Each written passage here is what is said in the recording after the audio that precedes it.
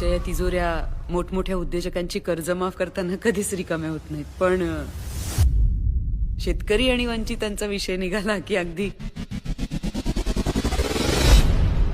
तिजोरी सकट सगळ्यांना घाम फुटतो. गावची सेवा लोकांना मेवा हे आमचं ब्रीदवाक्य आहे. 40 किलोमीटरचा 4 पदरी राष्ट्रीय महामार्ग होणार आहे. तर त्या पट्ट्यातल्या शेतकऱ्यांच्या जेवढ्या जमिनी आहेत त्या सगळ्या ताब्यात घ्या. म्हणजे आपल्याच मित्रांच्या किंवा नातेवाईकांच्या नावावर करून घ्या. किंग मेकर होतो आणि आता किंग होणार. माझ्या झेंड्यावर शिक्का मारून शिक्का मारून शिक्का. आपल्या त्या जमिनीच्या कामाचं काय झालं रे? सगळी कामं व्यवस्थित केली हो.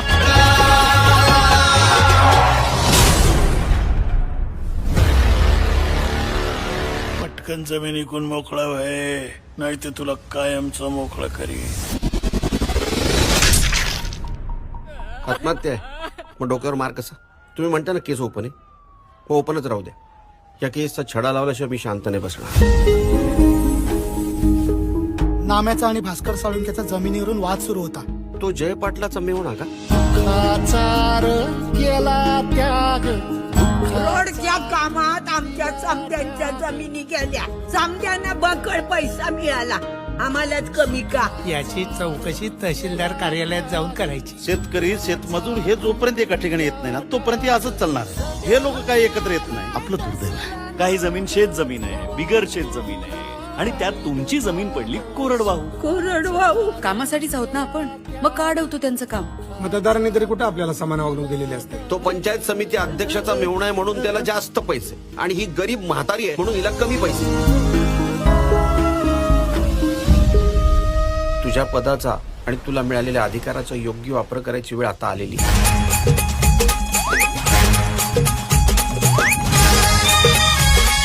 बाईच्या जातीला प्रगती करायची असेल ना तर तिने फाईलीसारखं वागायचं. ही सरकारी फाईल आहे, 10 जणांचा हात लागल्याशिवाय मंजूर होत नाही. शांताबाई शांताबाई शांताबाई शांताबाई अरे शांताबाई.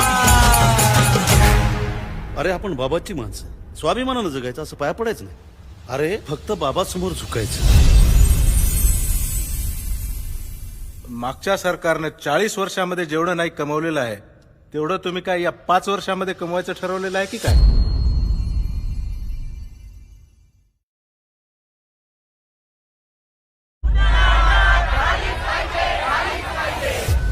तुमच्या या तिजोऱ्या मोठमोठ्या उद्योजकांची कर्ज माफ करताना कधीच रिकाम्या